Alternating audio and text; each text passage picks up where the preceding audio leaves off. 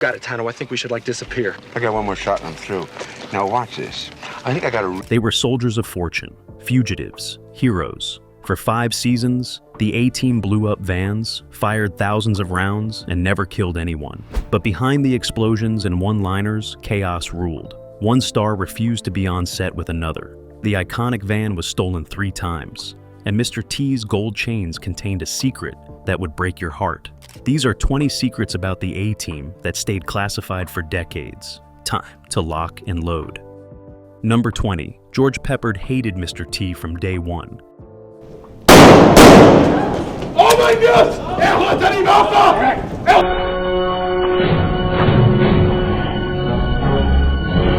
Hannibal and B.A. Baracus. On screen, they were brothers in arms, the leader and his enforcer, a bond forged in Vietnam and tested in L.A. Off-screen, George Peppard despised Mr. T with an intensity that shocked everyone on set. It started during the first table read. Mr. T showed up late, wearing all his gold chains, drawing attention everywhere he went. Peppard was old Hollywood, trained actor, decades of film work. He believed in discipline, punctuality, and craft. Mr. T was a phenomenon, an overnight celebrity who'd never acted before, a bodyguard who became famous for being himself. To Peppard, that wasn't acting, that was a gimmick. The first time they filmed a scene together, Peppard gave T notes on his delivery. T responded, "I'm not playing a character, I'm being me. That's what they hired." Peppard walked off set. He went to the producers and said, "Either he learns to act, or I'm gone." The producers chose neither. They kept them both and managed the tension for 5 years. Peppard would arrive at 6 a.m., film his scenes, and leave before T showed up at 9. They were almost never on set at the same time. When they had to film together, there were 2 cameras. Shoot Peppard's coverage first, let him leave, then shoot T's coverage. The audience never knew, but the crew lived with it every single day. Number 19. Mr. T's gold chains were a memorial to his missing friends. Looked like me to impress that girl. I even glued some hair on my chest. 1 and 2, the A-Team in Rocky 3, and that's what... Everyone knew Mr. T wore gold. Chains around his neck, rings on his fingers, bracelets up both arms. People assumed it was showmanship, a character choice, a way to stand out. The truth was heartbreaking. Every piece of gold Mr. T wore belonged to someone he knew who disappeared or died. Friends from his Chicago neighborhood, kids he grew up with who got caught up in gang violence or substance addiction, people who just vanished, never found, never explained. T started wearing their jewelry in the late 70s when he was working as a bodyguard. He said it was his way of keeping them alive, of making sure they weren't forgotten. When he got cast on the A-Team, the producers asked him to tone it down, wear less gold. It was too much, too distracting. T refused. He said, "These chains represent people who can't represent themselves anymore. I'm not taking them off." The producers backed down, and B.A. Baracus became known for his gold. But every chain around his neck carried a name, a memory, a life cut short. During the show's run, T added 3 more chains, 3 more friends lost. By the final season, he was wearing over 40 pieces. When reporters asked him about the gold, he'd smile and deflect. But the cast knew, and they stopped seeing it as costume jewelry. They saw it as what it really was, a walking memorial. Number 18. The iconic van was destroyed and rebuilt 7 times.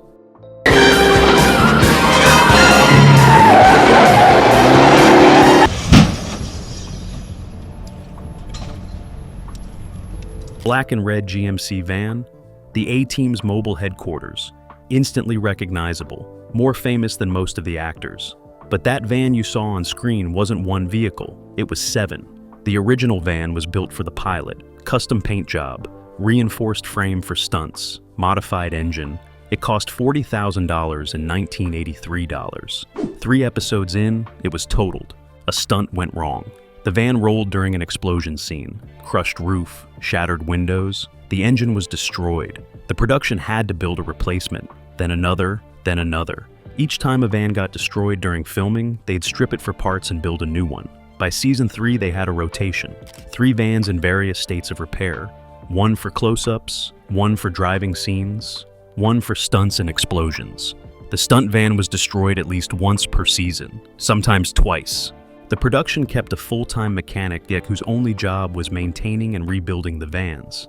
He became a legend in the Hollywood stunt community, the man who kept the A-Team rolling. When the show ended, there were 2 surviving vans. One went to a museum, the other was sold at auction for $90,000, more than double what it cost to build. Because by then, it wasn't just a van, it was a piece of television history. Number 17. Dwight Schultz was hired because he made the producers laugh, accidentally. Your feet.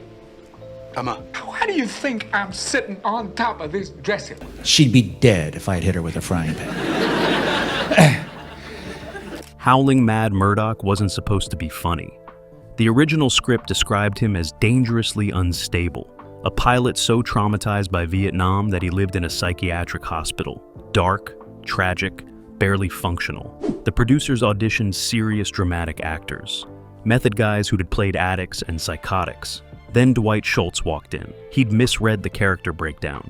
He thought Murdoch was supposed to be comedic, so he played the audition scene like a vaudeville routine, doing voices, making faces, talking to an imaginary friend. The producers sat in confused silence. This wasn't what they wanted at all. Schultz finished. Nobody said anything. Then one of the producers started laughing, not at Schultz, at the absurdity of what they'd just seen. But then another producer laughed, and another. Within minutes, they were all cracking up. Schultz stood there, unsure if he'd bombed or succeeded. After they composed themselves, the head producer said, "That's not what we wrote, but it's what we're shooting." They rewrote Murdoch on the spot, turned him from a tragic figure into the team's wild card, the comic relief who was only crazy when it suited him. Schultz created one of television's most memorable characters by completely misunderstanding what he was auditioning for. Sometimes the best performances come from people who aren't trying to give you what you asked for. Number 16. The show filmed over 5,000 explosions without proper permits.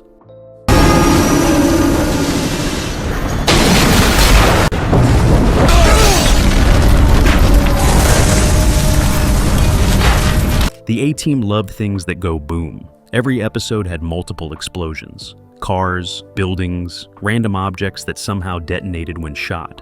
The show became famous for it. But here's the secret. Most of those explosions were illegal. The production didn't have proper permits for pyrotechnics. They'd film in locations without telling local fire departments.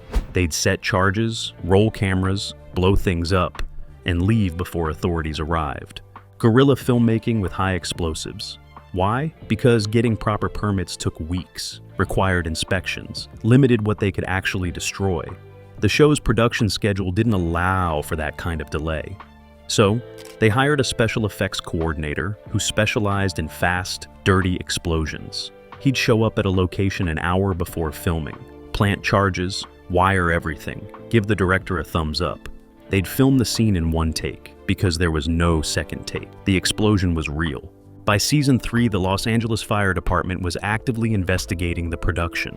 They knew the A-Team was behind unauthorized explosions across the city, but they could never prove it. The crew worked too fast. By the time firefighters arrived, the production had already wrapped and moved to the next location. The special effects coordinator was finally caught in season 4, fined $50,000, banned from working in California for a year. The show hired someone new and kept exploding things, because the A-Team without explosions wasn't the A-Team. Number 15. Dirk Benedict's facelift was written into the show. Good afternoon. Good afternoon. How you doing? Fine. We're not open yet.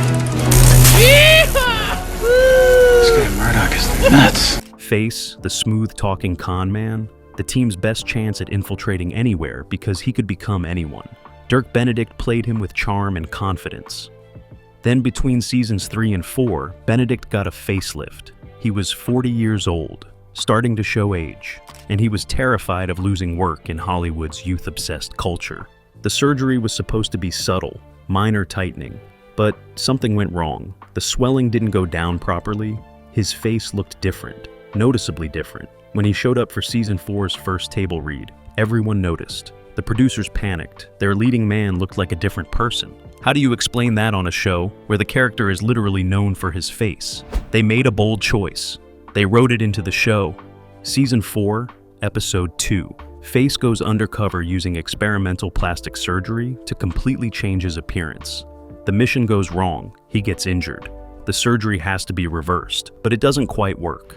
He looks similar, but not the same. One scene, one explanation, never mentioned again.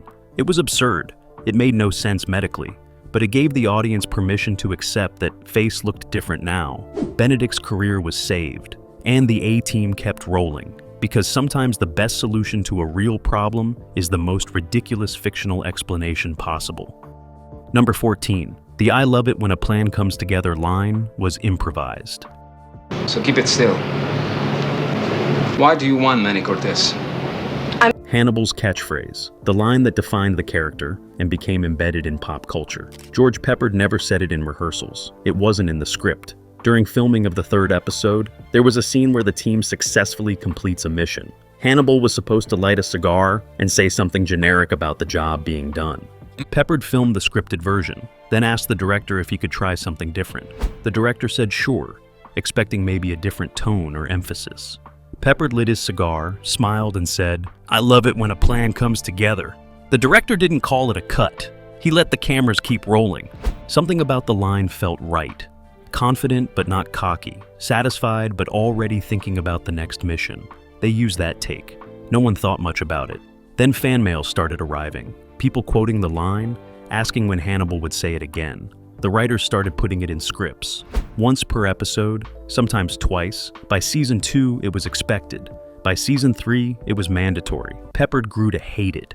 He felt trapped by a throwaway improvisation, but he kept saying it. Because sometimes a single line defines your entire career, whether you want it to or not. Number 13. Mr. T refused to film his fear of flying scenes on actual planes.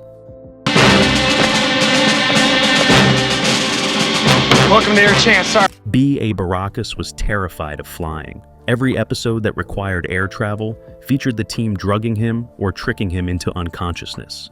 Hilarious running gag, fan favorite bit.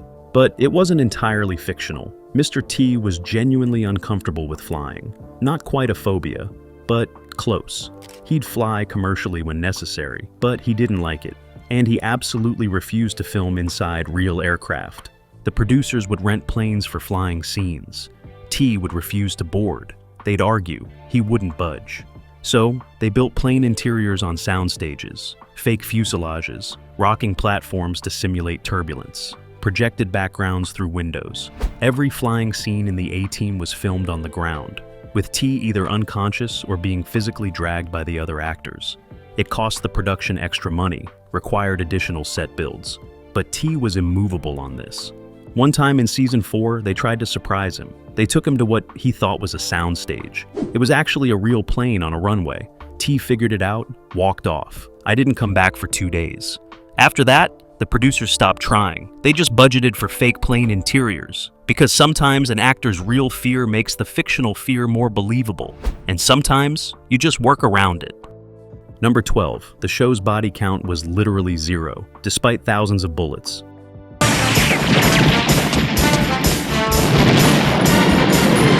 This is not gonna taste good. 5 seasons, 98 episodes, countless firefights, machine guns, rocket launchers, miniature tanks.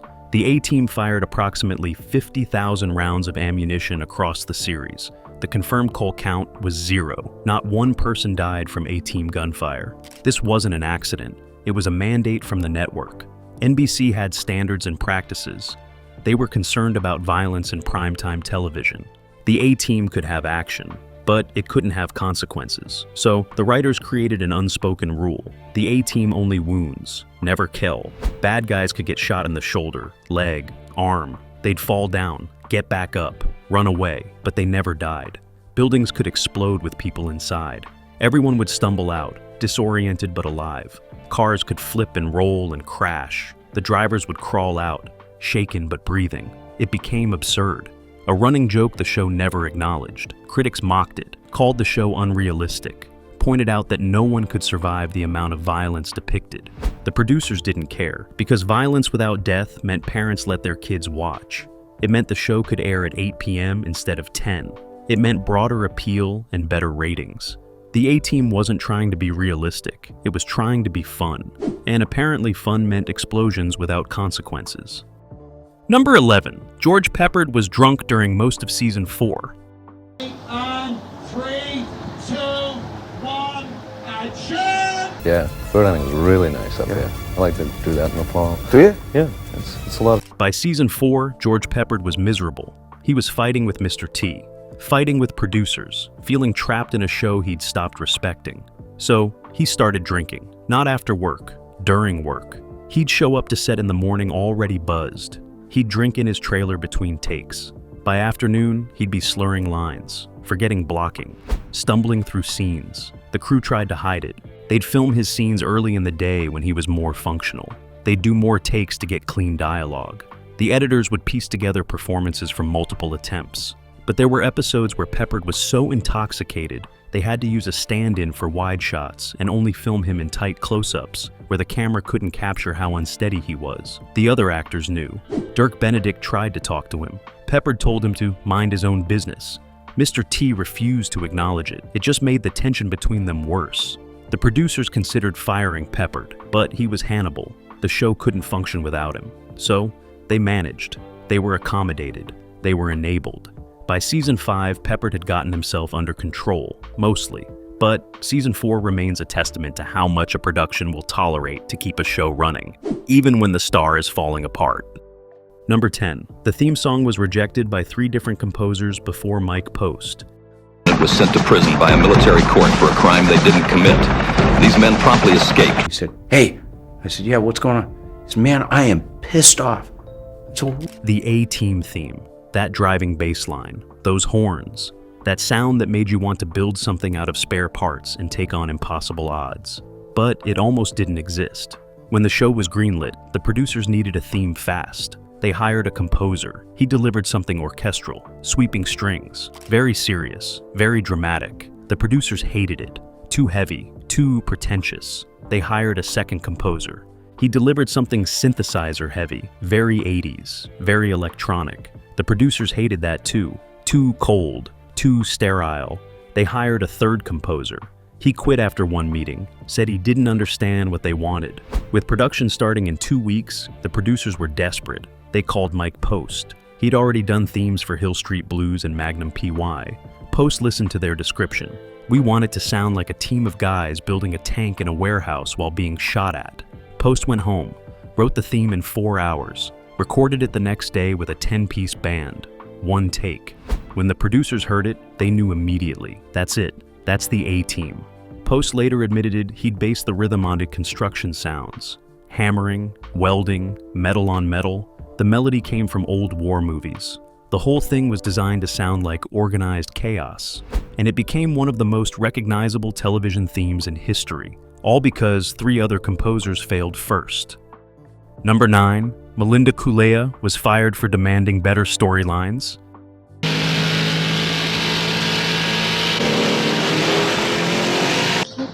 I could tell it was you a mile away. The nose is awful. Amy Allen, the reporter who helped the team in season 1. Smart, resourceful, the show's only female regular. Melinda Kulea played her with energy and commitment, but by the end of season 1, she was frustrated. Every episode, Amy's role was the same. Get kidnapped. I need rescuing. Stand on the sidelines while the men do the work. Kulea went to the writers. She asked for storylines where Amy was competent, where she solved problems, where she was an equal member of the team. The writers nodded, said they'd think about it. Season 2 started. Nothing changed. Amy was still the damsel, still the liability, still the one who needed saving. Kulea went to the producers. She brought research. Examples from other shows with strong female characters. She made her case professionally. The producers listened, then fired her. Mid-season, no warning. One day she got a call. We're writing you out. Your last episode films next week. When reporters asked why, the official statement was creative differences. The real reason was simpler. She demanded more, and they didn't want to give it. The show replaced her with another female character, who also got kidnapped constantly. The writers never learned, and Melinda Kulea's career never recovered. She'd been labeled difficult. No one wanted to hire an actress who made demands. Years later, she said, "I was right to ask, but I paid the price for it." Number 8. The show was banned in Germany for 3 years.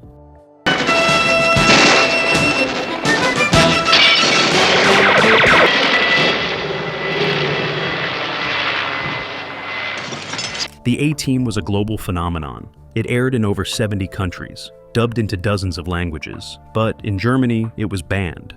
Not controversial. Banned. The German Broadcasting Standards Council watched the first 3 episodes and issued a ruling. The show glorifies violence. It makes war seem fun. It's inappropriate for German audiences. This was 1984. Germany was still dealing with its World War II history, still sensitive about anything that made military action seem heroic or entertaining. The A-Team, with its Vietnam veterans solving problems through explosions and gunfights, crossed too many lines. The network that bought the rights couldn't air it. They tried to edit episodes, remove violence, tone down the action. But when you remove violence from the A-Team, you're left with about 8 minutes of footage. So it sat on a shelf for 3 years. German fans smuggled in VHS tapes from other countries, underground viewing parties, trading bootlegs. The A-Team became counterculture in Germany specifically because it was forbidden. Finally, in 1987, the ban was lifted, with conditions. Episodes had to air after 10 p.m., with content warnings, and disclaimers stating the show was fictional and violence wasn't a solution to problems. The show became a massive hit, because sometimes banning something makes people want it more, and sometimes the places that reject you end up embracing you hardest. Number 7. Dwight Schultz and Dirk Benedict wrote secret episodes that never aired.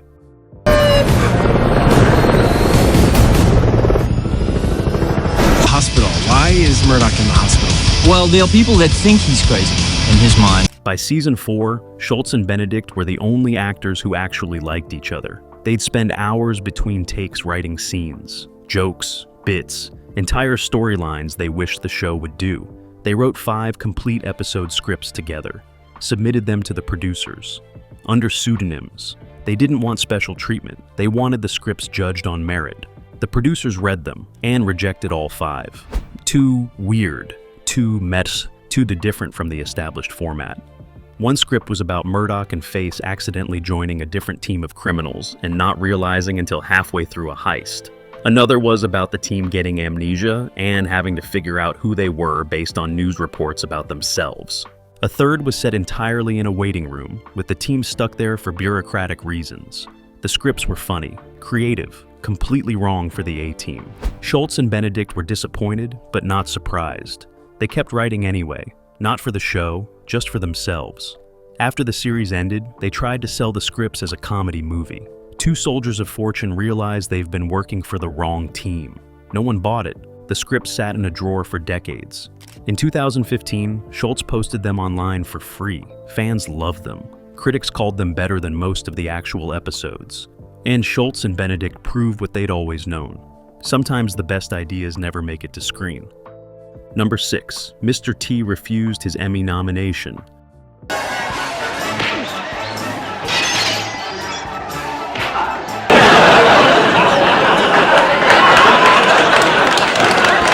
(1985). The Emmy nominations were announced. Outstanding Supporting Actor in a Drama Series. Mr. T for the A-Team. His first and only nomination. The industry was shocked. Mr. T wasn't a real actor, according to Hollywood standards. He was a celebrity playing himself, but the nomination was legitimate. His work as B.A. Baracus was iconic. He should have been thrilled. Instead, he refused it, not quietly, publicly. He called the Television Academy and told them to remove his name. They said that wasn't how it worked. Once nominated, you're nominated. T didn't care. He told reporters, "I don't need Hollywood to tell me I'm good enough. My people already know." The Academy kept his name on the ballot. T didn't attend the ceremony, didn't campaign, didn't acknowledge the nomination. He lost to someone from a prestige drama. Years later, someone asked him if he regretted refusing the nomination. T said no. He explained that accepting it would have meant accepting Hollywood's standards of what makes a real actor. And he never wanted to be what Hollywood expected. He wanted to be himself. The nomination stayed on his resume, but T never claimed it, because sometimes the highest honor is refusing to play the game, even when the game finally invites you to play. Number 5. George Pepper died believing the A-Team ruined his career. No, you tell me right now, you tell me right to my face, you tell me that you...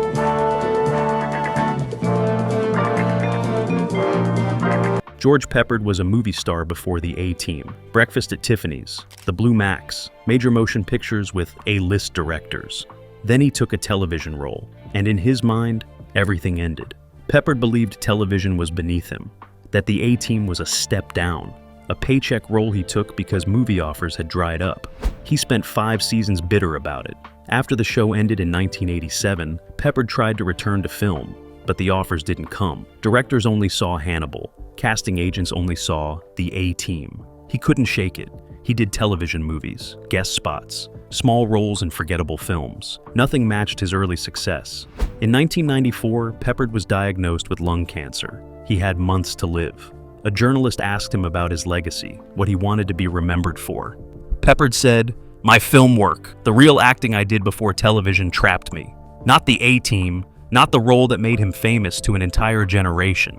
He died bitter, convinced the show had destroyed his career rather than extended it. Years later, Dirk Benedict said, "George never understood that the A-Team was the thing people loved him for. He saw it as his failure, but it was his victory. He just couldn't see it."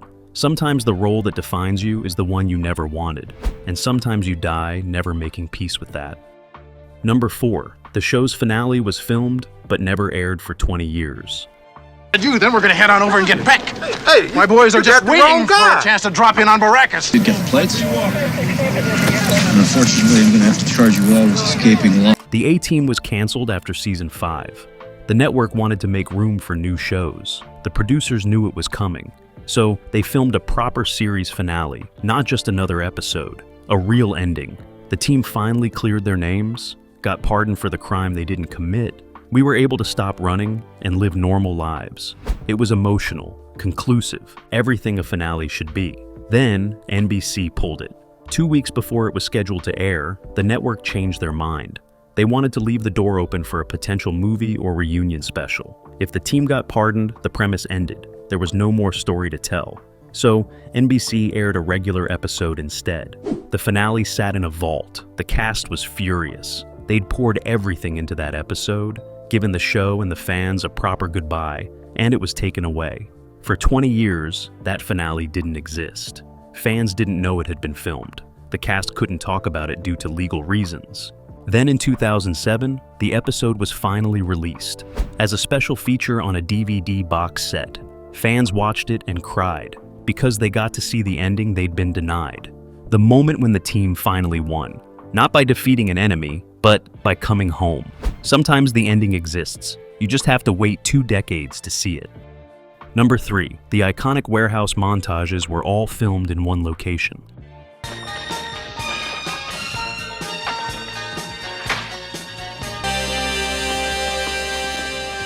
Murdoch. Yeah.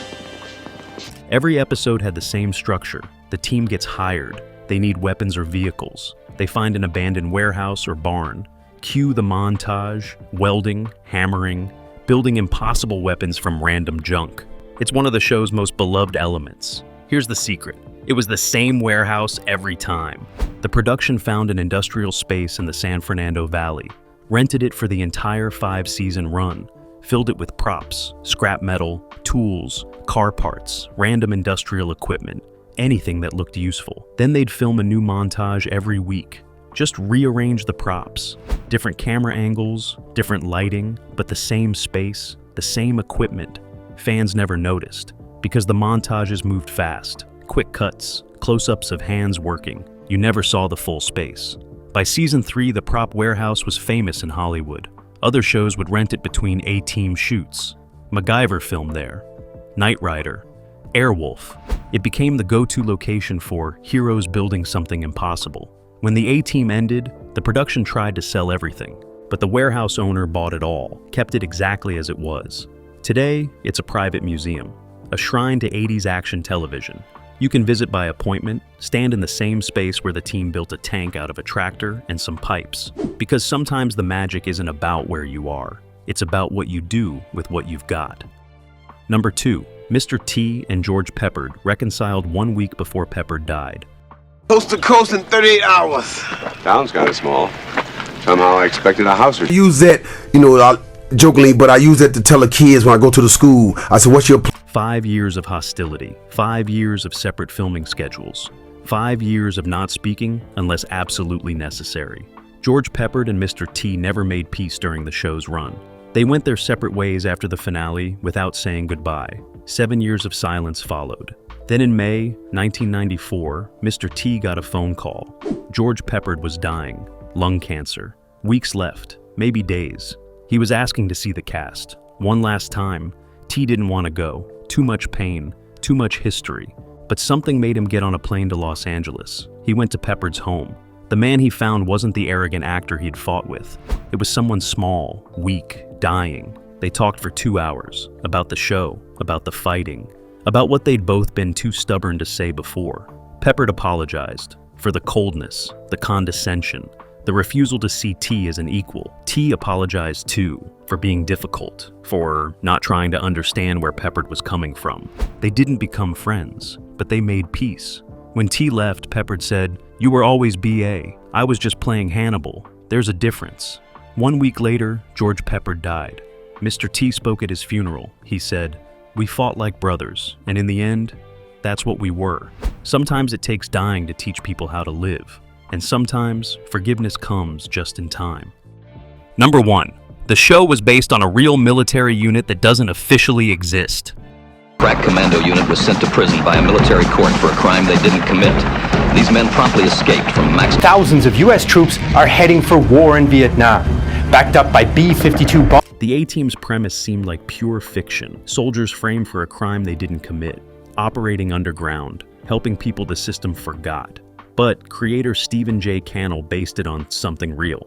During research for the show, Cannell interviewed Vietnam veterans. One of them told him a story about a special operations unit that went off book in 1972. They were running Black Ops missions in Cambodia. Officially, US forces weren't in Cambodia, so officially, this unit didn't exist. After the war, when investigations started, the unit members were charged with war crimes, disobeying orders, conducting unauthorized operations. But the operations had been authorized, just not on paper. The men were convicted. Some went to military prison, others escaped, went underground, lived as fugitives rather than admit to missions their government denied happened. Cannell tried to verify the story. Military records were classified. The Pentagon wouldn't comment. The veterans he spoke to gave different versions. But the core was consistent. There was a unit. They were disavowed. Some of them ran. The A-Team was Cannell's attempt to tell that story. Fictionalized, dramatized, but rooted in something real, something the government wouldn't acknowledge. To this day, no one knows if the unit Cannell heard about actually existed. The records are still sealed. The veterans who spoke about it are dead, but the A-Team keeps the story alive. A reminder that sometimes the heroes the system creates are the ones it later destroys. Bonus fact, the final line of the series was improvised and made the crew cry.